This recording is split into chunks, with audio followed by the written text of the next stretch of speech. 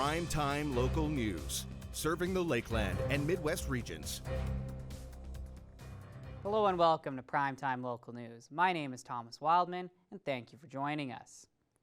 Lloydminster Council passes their Weaver Park Master Plan, with the conversation still continuing on how the park will look years down the line. The Master Plan encompasses what the future of one of Lloyd's oldest running parks will look like. Council has made an effort to address the landscaping of the park first, as there currently are drainage issues plaguing the area.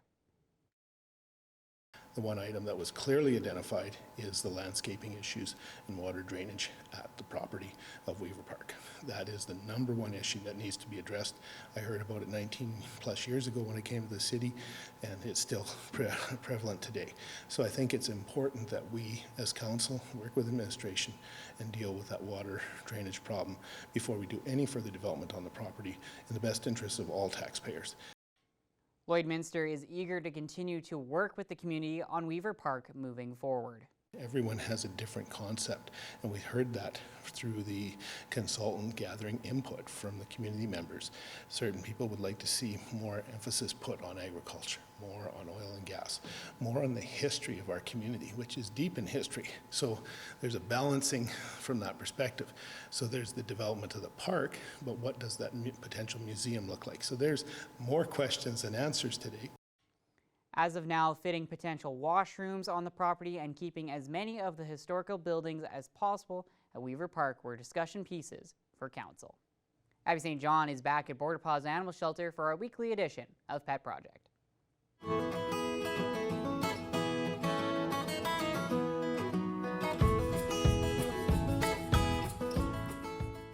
I'm back at Border Paws Animal Shelter for our weekly edition of Pet Project, and today we have the very energetic queen, Chili Bean. She is so cute but full of energy. Tell me about her story, how she came to be, and what her best fit would be family-wise. So Chili actually came to us at the beginning of August. We're approximating her to be about 4 years old.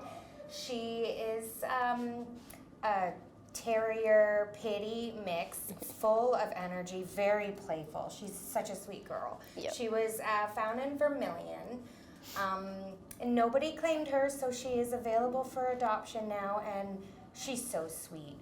She loves other dogs. Yep. She's a big fan of the puppies. I feel like, though, with a house with cats, she would probably be a little too rough with them. Not on purpose. She's just full of energy and just loves to play, loves chew toys.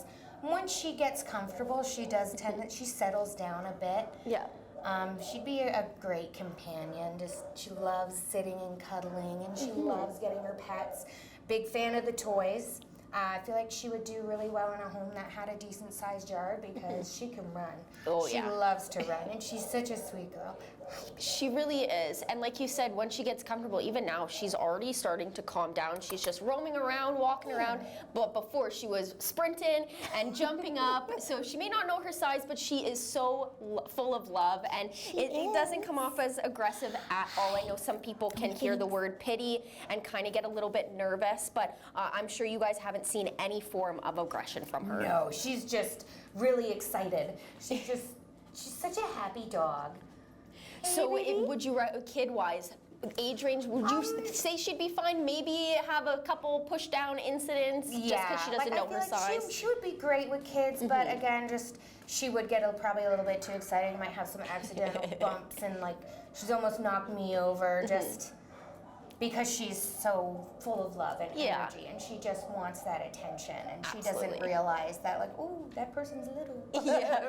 But I'm sure over time she'll adjust, and she'd be able to kind of settle down with them as well. And no, she's just so full of energy and love. And going off of the adoptions, you guys have a couple adoption events coming up. Tell me a little bit about both of those, when they are, and where they're taking place. So on the 28th, which is this Saturday from 10 to 4, we'll be at Pet Planet with some fuzzy bums ready for homes. Be some dogs and some cats there, so we really look forward to having people come down, and the animals absolutely love it. They love the attention, and of course we do want to find them good homes. And then we also, on the 19th, have another event at Pet Value. Again, we'll have some more animals there ready to find their homes. You can come out and check them out, kind of like a little meet and greet, and You never know, you might find your forever friend. Oh, yes. She's just so sweet. She is.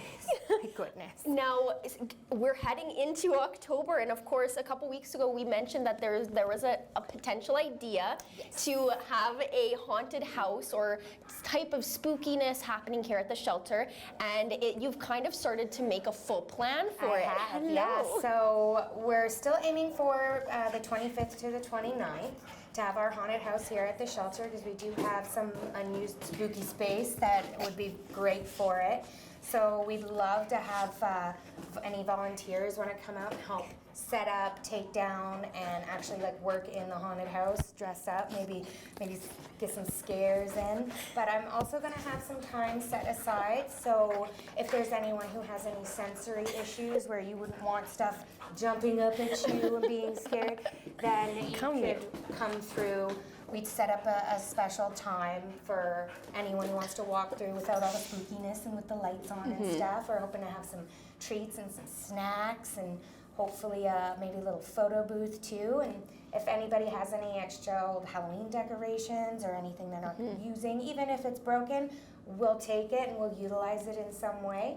I'm pretty excited about it. I feel like it's going to be a really good event, and it's a great thing for the community too. Oh, I love it's just it. Fun. Yeah, and especially that you have this building now, it's so easy to be able to turn this into a creepy haunted house, especially in the back where it's not, the concrete is still laid down and all of that. So I think you can do so much fun with this, and obviously we'll keep everybody updated as the weeks go on, heading up to anybody who is interested, feel free to email us at info@borderpaws.ca, and I really look forward to hearing from everybody because it's gearing up to be something fantastic. Yes, I am sure, and I'm so excited for it as well. Now, besides the Halloween donations for that specifically, are there any other specific donations that you're in need of? Yes, we could always use things like dish soap, bleach, hand sanitizer, still the Kong toys. We have 24 dogs in our care. They are all large breeds. Minus the puppies who are still looking for homes. There's a couple here, you can find them on our website. But things like that, cleaning supplies, the dog toys. We are also in need of the Acana dog food, the lamb and brown rice, and the salmon and sweet potato. It's what our dogs are on, so we would greatly appreciate some of that as well. Wonderful. Well, Chili Bean was a fantastic guest, and she did show her personality. She gives great hugs. Come here. And I'm sure she will have no problem finding her forever home. So thank you for joining me. Right, look how cute she is. Since the federal government announced the phase-out of coal-fired electricity in 2016, towns near coal mines like Coronach fear it could completely shut down their economy. Monday, the province announced funding to help with the transition and elevate concerns. CTV's Mick Favel has more. The regions of Coronach and Estevan just got a boost to their coal transition efforts from the Saskatchewan government. Over the next 3 years, the area will see $10 million go into economic development and attraction to succeed coal industry operations. It's something the province says needs to be addressed for the overall future of the area. This would have a really serious negative impact on this community if there isn't something else that comes after coal, and so that's really what these dollars are about, trying to find kind of what's the next thing for this local economy so that the people can stay here. A large percentage of the town of Coronach works at the coal mine. Businesses in the community also rely on the population. If they were to up and leave, Mayor Calvin Martin says there would be a serious issue. Well, between coal, 2 out of 3 people in our community area rely on those 2 industries as jobs. So if it was to go away, 50-60% of our population could basically move on to other jobs. That's huge to a small town. In 2016, the federal government announced the phase-out of coal-fired electricity by 2030. In the coal mining sector of the province, there was a real unknown of what the future may hold, but that has now changed. When you get an announcement like this, people are very uncertain and they're very scared of what the future might look like. But I think what we've seen happening in these communities is people looking outside of the box, finding innovative ways to maybe look at that future and what it can be. The town of Coronach is optimistic. We're looking forward to putting it to good work, trying to entice some businesses to come to our area, or the ones that we have to grow bigger and employ people, and we have to figure out ways to make our community stronger and keep people here working. Mick Favel, CTV News, Cornack. The Lloydminster Region Health Foundation is bringing a motivational speaker to the border city in the new year. Stacey Comer has more on what is planned. I have two special guests joining me this morning from the Lloydminster Region Health Foundation. Stephanie Monroe is here. She is the CEO. And then Kat Pollard, who does marketing and communications. Thank you, ladies, for joining me today. Thanks so much for having us, Stacey. Well, we're talking about a special event. It's happening a few months from now, but we want to get the word out. And there is a guest speaker, I guess you could call her a motivational speaker. She's just an all-around super interesting person. And you guys are bringing her into the Gold Horse Casino. Christina Kuzmic is coming. So can you tell me, for those who don't know, what is Christina's story? So, she is just an all-around great human being. She's a comedian, she's an author, she has a lot of lived experience. And what we usually try and do for our mental health speaker in January is it's really mental health focused. So obviously the last couple of years, we've had amazing renowned psychologist, Dr. Jody Carrington, come in, along with last year with Ty Smith from the Humboldt Broncos. And, they were just phenomenal. But this year we decided, we have to switch it up a little bit. And Ty was really well received, being that he had lived experience. And so we decided to do our research and decide, who can we bring in that is someone like that has that lived experience, who, isn't getting their education necessarily from a book, but actually has lived it. And so Christina Kuzmic is someone that I've been following for a number of years. She actually used to work with Oprah. She was at the LEAD conference in Saskatoon last year. And I do know a few people that attended and just said phenomenal reviews of her. So got Kat to do a little bit of research, and that's how we landed on her. And just she's had her own mental health battles, and not only her own, but dealing with her own family. And so I think she's just going to be relatable to really people of all ages, whether you're an educator, whether you're a parent, whether you're just someone who's going through a struggle, or a friend or family member, and just bringing that little bit of humor to everything that she does as well. So we're really excited to have her. Now, this is a fundraiser. Is the money that is going to be raised, is that earmarked for anything specific? So it will go to our Project Sunrise Fund, which we did initiate a number of years back. So our Project Sunrise Fund has been able to fund numerous things throughout our community. So most recently, the Border Bridge Counseling Service, which we're very, very proud of, as well as many things throughout the school system for the Building Mental Wellness Program for grade 8 students in both school divisions. And on a regular basis, we get fund requests from various organizations that are surrounding mental health. So anything mental health related. Obviously, at the end of the day, one of our main components for our Project Sunrise is to have a full-time mental health stabilization beds here in Lloydminster. It is a dream and it is a goal that hasn't been finalized, but that is what our ultimate thing would be for Project Sunrise. So we just want everyone to feel like, they can wake up to another sunrise. So really just ongoing funding of our lloydminstermentalhealth.ca website, as well as a new app that we are currently developing for youth. We know that youth do spend a lot of time on their phones, and apps are something that they would go to. So we are in the midst also of working with a contractor who or a facilitator that we have hired to work on an app for adolescents. That's just an all-around health-based app, and we'll have some mental health focus based on that as well. Well, as usual, you have lots on the go. The Health Foundation always is contributing to the community in the best way possible.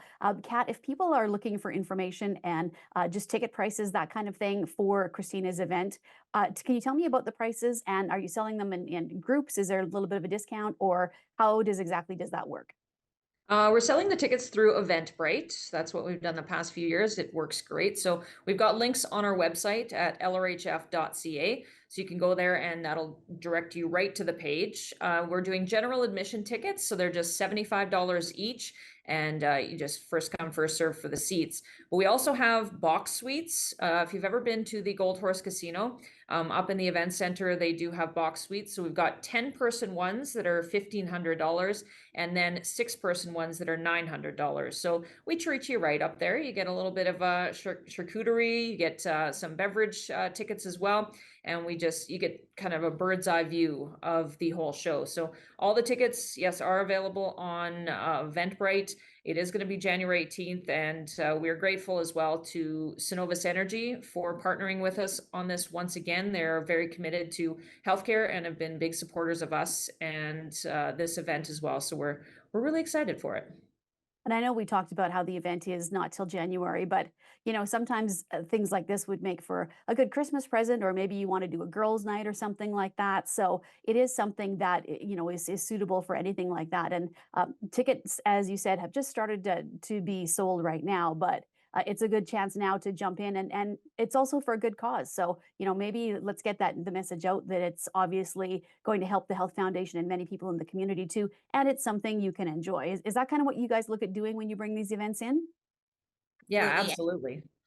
And I just want to it's hard to emphasize just how big of a name Christina Kuzmic is if you're not following her, because she is coming from the US. So this summer she was actually, so I have my copy here, People Magazine, T Swift on the front, and Christina Kuzmic is featured in the magazine. So, we were lucky enough to probably book her before she was featured in People Magazine.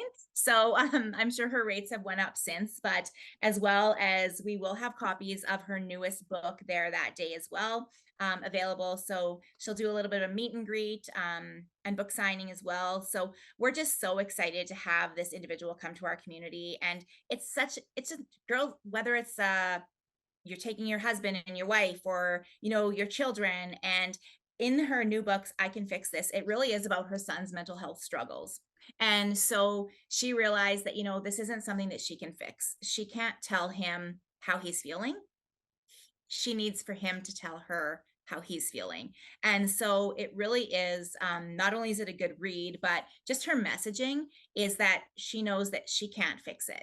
They have to work through it together. And I think that's something with mental health, is that we all really need to realize is that we can't fix anybody, right? We can listen to them and we can be there for them, but it's the message that she's bringing. So we're so excited to have her. And it's in our experience in the last 2 years, and I think that's why we keep on doing it, is that the Gold Horse Casino is amazing. We're so thankful to them for their cooperation and their partnership on this as well. And it's just a very, very nice venue, and people come out, they have a lot of fun. They maybe have a little tears, they have a lot of laughs, and they get out with their girlfriends, they get out with their family, their loved ones, maybe their husband, their children, and just really get to have a nice day out and a good experience.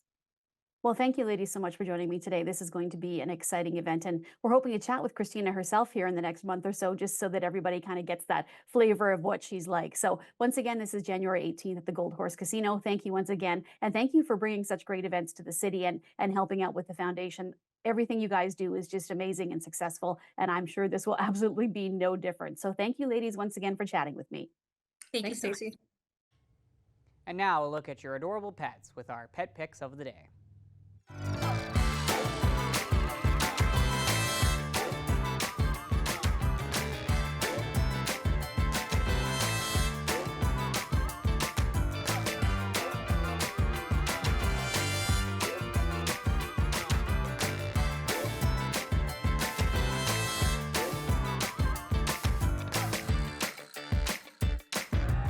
We want to see your pets. Send photos of your pet and their name to have them featured on Pet of the Day.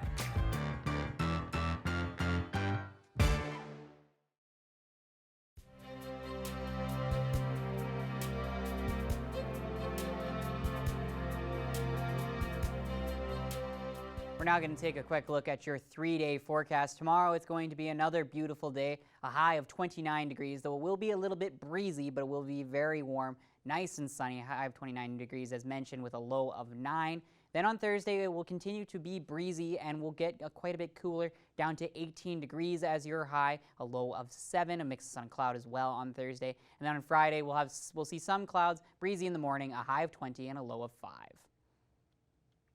And thank you for watching Primetime Local News. My name is Thomas Wildman, and have a great rest of your day.